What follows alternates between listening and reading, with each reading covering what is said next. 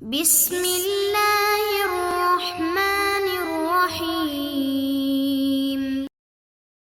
اعوذ باللہ من الشیطان الرجیم، بسم اللہ الرحمن الرحیم۔ عزیز طلبہ کرام، آج ہم المنطق المظفر دوم کا سبق نمبر 103 پڑھنے جا رہے ہیں، اور آج انشاءاللہ بیان کریں گے اس قیاس کو جو کہ حملیہ اور متصلہ سے مل کر بنے، اس کے دوسرے حصے کو بیان کریں گے، اور اس کے متعلق انشاءاللہ ہماری بحث مکمل ہو جائے گی۔ اس قیاس ایک طرح شرطی کی، چونکہ ہمارے پاس چار قسم میں کہا تھا کہ جو ہمارے پاس متصل آ رہا ہے یا وہ صغرا میں ہوگا یا کبرا میں ہوگا، اسی طرح جو ہمارے پاس حد وسط ہوگی یا مقدم کا جز ہوگی یا تالی کا جز ہوگی، تو کلی طور پر ہمارے پاس چار صورتیں آ جائیں گی۔ مصنف فرماتے ہیں ان چار قسموں کی، ان چار صورتوں کی، ان چاروں اصناف کی اپنی خاص قسم کی شرائط ہیں، یعنی ہر قسم کی اپنی مخصوص شرائط ہیں اور دوسری قسم کے ساتھ اس کا کوئی تعلق نہیں ہے۔ البتہ ان چار قسموں میں سے مصنف نے صرف ان دو قسموں کی شرائط کو بیان کیا ہے جو قریب از طبیعت شمار ہوتی ہیں، یعنی جن میں حد وسط تالی کا جز شمار ہوتا ہے۔ مصنف نے صرف اس کو بیان کیا، البتہ باقی دو قسموں کو بیان کیا، جو کہ مصنف نے کہا تھا کہ ان چار میں سے دو ایسی ہیں جو قریب از طبیعت شمار ہوتی ہیں، کہ جہاں پہ حد وسط تالی کا جز ہوتا ہے، البتہ جہاں پہ مقدم کا جز ہوتا ہے فرماتے ہیں اگرچہ منتج ہوتی ہے لیکن بعید از طبیعت شمار ہوتی ہے۔ مصنف نے اس کی شرائط کو یہاں پر ذکر نہیں کیا، فقط دو قسموں کی شرائط کو بیان کرنے پر اکتفا کیا ہے۔ فرماتے ہیں یہ دونوں قسمیں منتج ہونے کے لیے دو خاص قسم کی شرائط رکھتی ہیں۔ کون کون سی شرائط ہے؟ فرماتے ہیں پہلی شرط یہ ہے کہ یہ قیاس حملیہ اصل اور متصلہ کی تالی سے مل کر بنی۔ جیسے ہم نے گزشتہ آپ کے سامنے دو طرح کی مثالیں رکھی، دونوں میں ہم نے کیا کہا تھا کہ ہم نے اصل قضیہ حملیہ کو اٹھایا، دوسری جانب سے متصلہ میں جس کے اندر حد وسط موجود تھی اس کو اٹھایا، چاہے مقدم تھا چاہے تالی تھا، دونوں کو آپس میں ملا دیا۔ ملانے کے بعد فرماتے ہیں ہمارے پاس جو ہے وہ کیا ہونا چاہیے کہ متصلہ کی تالی حقیقت میں قضیہ حملیہ ہوتی ہے، پس اسے اشکال اربعہ میں سے ایک شکل وجود میں آ جائے گی، اور اس میں اس شکل کی شرائط کا ہونا ضروری ہے۔ مصنف فرماتے ہیں یہاں پہ ہم اس قضیہ حملیہ کو اٹھا کے جس دوسرے حملیہ کے ساتھ ملائیں گے تو ہمارے پاس اشکال اربعہ میں سے جو شکل آ جائے گی اس میں اسی شکل کی خاص شرائط کا ہونا ضروری ہو جائے گی، پہلی شرط۔ مطلب دونوں میں صرف تالی کو اس لیے ذکر کیا، کیوں؟ چونکہ مصنف نے یہاں پہ صرف تالی کی قسموں کو بیان کرے، چونکہ ہم نے اسی بات کو بیان کیا ہے کہ جہاں پہ مصنف فقط چار قسموں میں سے دو قسموں کو بیان کر رہے ہیں کہ جہاں پہ حد وسط تالی کا جز ہے، اس لیے کہہ رہے ہیں کہ یہ جو تالی ہمارے پاس متصلہ کی تالی آ رہی ہے مطلب حقیقت میں قضیہ حملیہ ہوگی، اس قضیے کو ہم اصل کے ساتھ ملائیں گے تو ہمارے پاس اشکال اربعہ میں سے ایک شکل منتج حاصل ہو جائے گی، یہ ہو جائے گی پہلی شرط۔ اور دوسری شرط کیا ہے؟ مطلب یہ شرط حقیقت میں اس پہلی شرط کو ہی مکمل کرنے والی ہے اور اسی کی تکمیل کرنے والی ہے، اور حقیقت میں اسی کے لیے مقدمہ شمار ہوتی ہے، یعنی قضیہ متصلہ کا موجبہ ہونا ضروری ہے۔ پس اگر یہ سالبہ ہوگی تو قیاس منتج نہیں ہوگی، کیوں؟ اس لیے کہ اس متصلہ اور حملیہ کو ملا کر جو ہمارے پاس قیاس آئے گی، فرماتے اس قیاس کے اندر قابل نتیجہ ہونا اور منتج ہونے کی شرائط موجود نہیں ہوں گی۔ جب منتج ہونے کی شرائط نہیں ہوگی فرماتے یہ قیاس بھی یہاں پر منتج نہیں ہو سکے گی، پس اس کے منتج ہونے کے لیے ضروری ہے کہ ہم اس کو موجبہ قرار دیں، پس اگر یہ سالبہ ہوگی مطلب اسے ہم نتیجہ بھی حاصل نہیں کر سکیں گے۔ البتہ فرماتے ایک صورت میں سالبہ منتج ہو سکتی ہے، وہ کون سی صورت ہے؟ کہ جب اس کو موجبہ میں تبدیل کر دیا جائے۔ جس طرح ہم نے کہا تھا کہ ہم سالبہ کو کیا کر سکتے ہیں؟ موجبہ میں تبدیل کر سکتے ہیں، اس کی تحویل کر سکتے ہیں، اور یہ کب ہوگا؟ مطلب اسی صورت میں ممکن ہوگا جب اس میں قاعدہ نقض محمول کو جاری کیا جائے گا۔ جب قاعدہ نقض محمول جاری ہوگا مطلب اس صورت میں جو ہمارے پاس قیاس آ جائے گی وہ نتیجہ آور ہو جائے گی، چاہے سالبہ کی صورت کیوں نہ ہو۔ اس سالبہ کو ہم کیا کریں گے؟ موجبہ میں تبدیل کریں گے۔ اور یہ تبدیل کرنے کا طریقہ کار کیا ہے؟ مطلب طریقہ یہ ہے کہ اس صورت میں سالبہ کا نقیض لایا جائے گا جو کہ موجبہ ہوگا، اور اس نقیض کو حملیہ کے ساتھ ملایا جائے گا، تو فرماتے ہیں کوئی ایک شکل ہمارے پاس حاصل ہو جائے گی اور ہماری قیاس بھی منتج ہو جائے گی۔ یعنی ہمارے پاس سالبہ ہے، ہم کیا کریں گے؟ سالبہ کا نقیض لے کر آئیں گے۔ سالبہ کا نقیض کیا ہوتا ہے؟ موجبہ ہوتا ہے۔ مطلب یہ جو ہمارے پاس سالبہ کا نقیض ہے جس کو ہم موجبہ کہہ رہے ہیں، اس موجبہ کو کیا کریں گے؟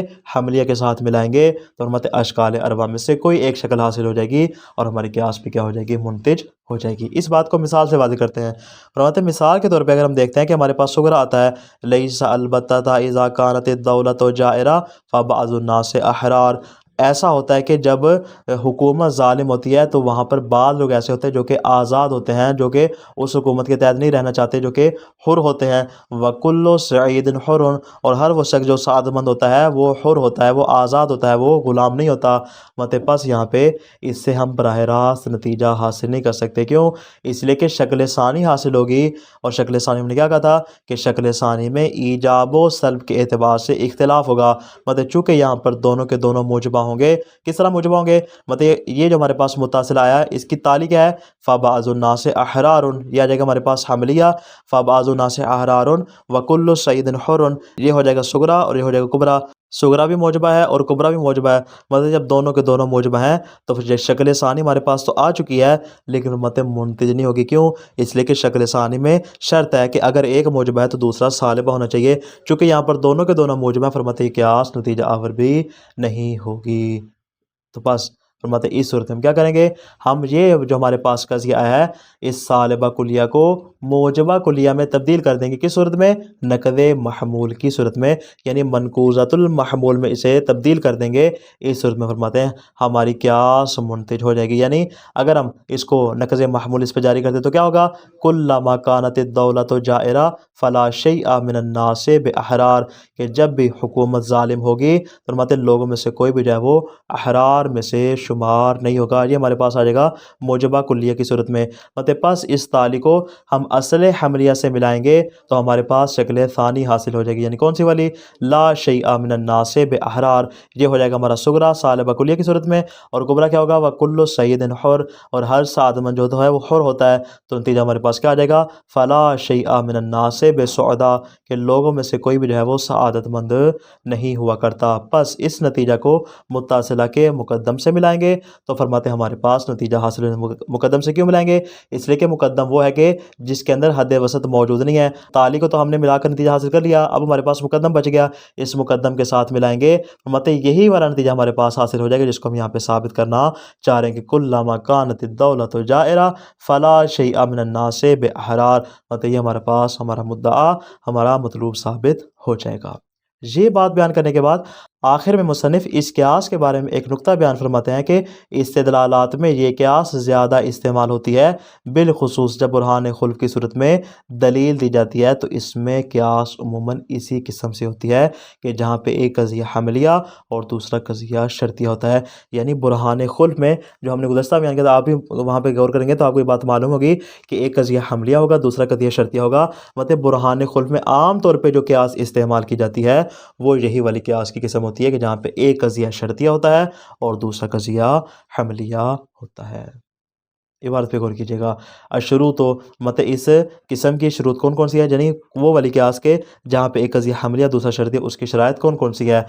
اما شروط انتاج هذه الاصناف الاربعہ فلا نذکر منها الا شروط القریب الى التبع منها، جہاں تک تعلق ہے ان چاروں اصناف کی ان شرائط کا کہ جن کی وجہ سے یہ قابل نتیجہ ہو جاتی ہیں، البتہ مصنف فرماتے ہیں ان میں سے ہم فقط ان شرائط کو ذکر کریں گے جو کہ طبیعت کے قریب شمار ہوتی ہیں۔ ہم نے کہا تھا کہ چار میں سے دو ایسی ہیں کہ جو طبیعت کے قریب شمار ہوتی ہیں، کہ جہاں پر جو حد وسط ہے وہ تالی کا جز بن رہا ہو، مقدم کا جز نہ بن رہا ہو۔ اسی بات کو بیان کر رہے ہیں وَهُمَا الصِّنْفَانِ اللَّذَانِ تَقَعُ الشِّرْكَةُ فِيهِمَا فِي طَالِ الْمُنْفَصِلَةِ، وہ دو قسمیں مراد ہے کہ جہاں پہ حد وسط جو ہے وہ منفصلہ کی تالی کا جز بن رہا ہو، اس میں فرق نہیں ہے سواء كانت صغرا او کبرا، چاہے وہ صغرا کی صورت میں ہو یا کبرا کی صورت میں ہو، كما مثلنا لهما، جیسے کہ ہم نے دونوں کی مثال آپ کے سامنے پیش کر دی تھی، ہم نے مقدم کی بھی پیش کر دی تھی، ہم نے تالی کی بھی پیش کر دی تھی۔ فرماتے یہ تو بات ہوگی ان دو قسموں کی جو کہ طبیعت کے قریب شمار ہوتی ہیں، اور وہ شرائط کون کون سی ہیں؟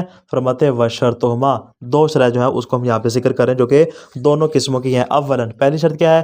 ان یتألف من الحملیۃ وطال المتصلۃ شکل یشتمل علی شروطہ المذکورۃ فی القیاس الحملی، فرماتے ہیں جب ہم حملیہ کو اٹھائیں اور دوسری جانب سے متصلہ کی تالی کو اٹھائیں، دیکھیں تالی کی بات کریں، فقط تالی کی بات کیوں کی ہے؟ اس لیے کہ مصنف فقط ان صورتوں کو بیان کر رہے ہیں جہاں پہ حد وسط فقط اور فقط تالی کا جز بن رہا ہو، مقدم کا جز نہ بن رہا ہو۔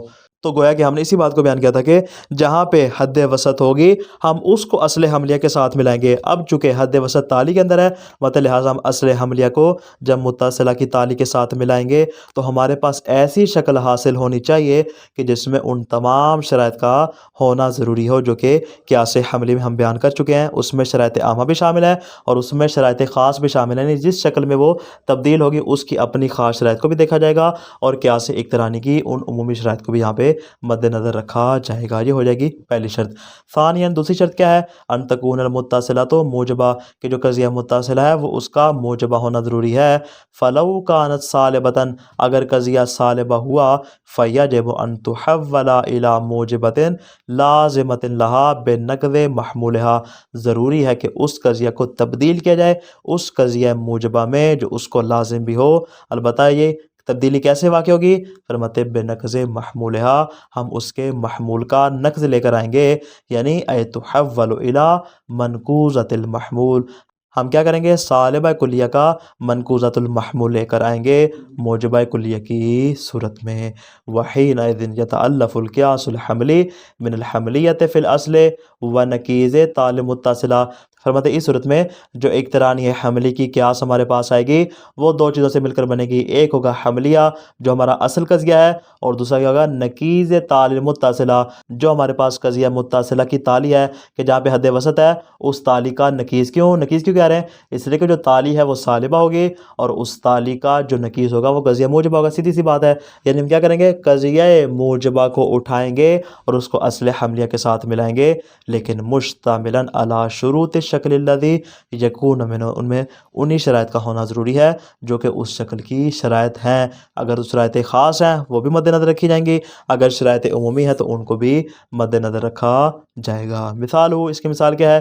لیس البتہ اذا کانت الدولۃ جائرہ فبعض الناس احرار، مطلب ایسا ہوتا ہے کہ جب حکومت ظالم ہوتی ہے تو بعض لوگ احرار ہوتے ہیں، یہ جگہ سغرا۔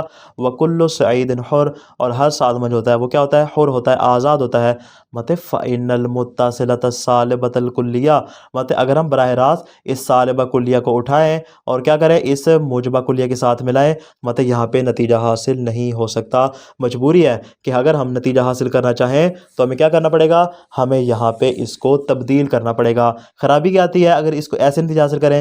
مطلب اگر ہم ایسے نتیجہ حاصل کریں تو چونکہ اس کی تاریخ کیا ہے؟ بعض الناس احرار، یہ ہو جائے گا سغرا۔ وکل سعید حر، فرماتے ہمارے پاس شکل ثانی آ جائے گی، چونکہ اس کے اندر شکل ثانی کی شرط موجود نہیں، کون سی والی؟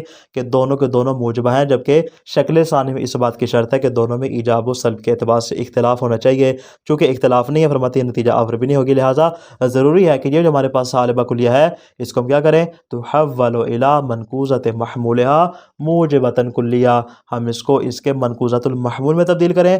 صالبہ کلیہ کا منقوضۃ المحمول جو کہ ہم پہلے بیان کر چکے وہ کیا ہوگا؟ وہ موجبہ کلیہ ہوگا، پس ہمارے پاس قضیہ موجبہ کلیہ کی صورت میں آ جائے گا۔ ہا قضا کس طرح؟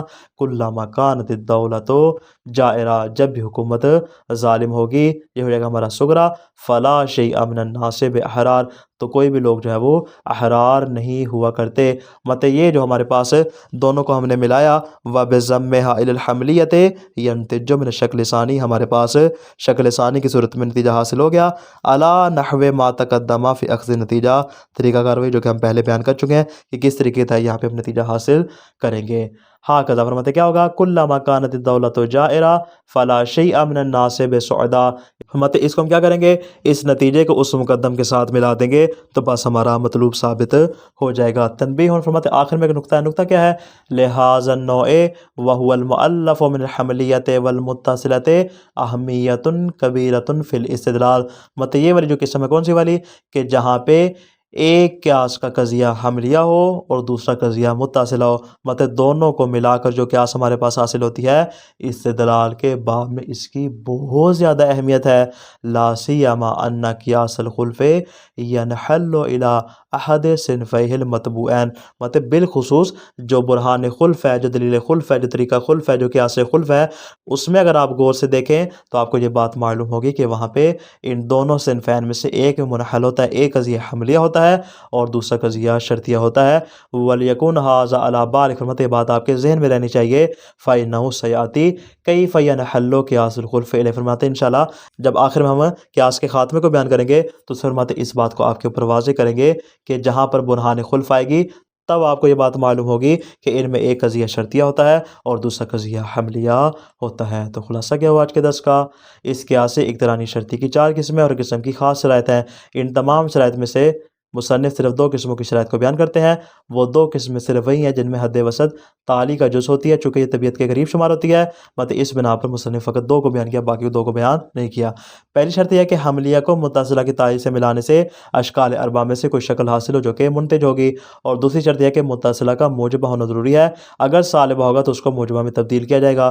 تبدیل کرنے کے لیے منقوضۃ المحمول سے مدد لی جائے گی جس سے ہمارے پاس شکل دوم حاصل ہو جائے گی، پس جو نتیجہ حاصل ہوگا اسے متصلہ کے مقدمہ سے ضم کر کے مطلوب حاصل کیا جائے گا۔ البتہ مصنف فرماتے ہیں کہ یہ والی قیاس اقترانی شرطی کہ جو حملیہ اور متصلہ سے مل کر بنتی ہے، یہ قیاس کی بہترین قسم شمار ہوتی ہے، جو کہ دیگر براہین بالخصوص قیاس خلف میں عموماً اسی قسم کو ہی شمار کیا جاتا ہے۔ والسلام علیکم ورحمۃ اللہ وبرکاتہ۔